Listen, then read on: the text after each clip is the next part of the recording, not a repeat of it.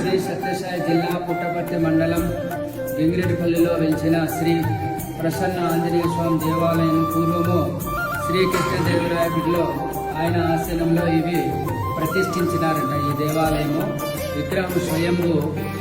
ఇక్కడ ఏమైనా విశేషమైన ఆత్మత దీపారాధన అంటే మనం ఏమైనా కోరికలో కోరుకుంటే సంతాన ఫలం కానీ జీవ దొంగతనాలు అట్లా ఏమన్నా జరిగినా ఇక్కడ ప్రమాణం చేయాలంటే చాలా భయపడతారన్నమాట.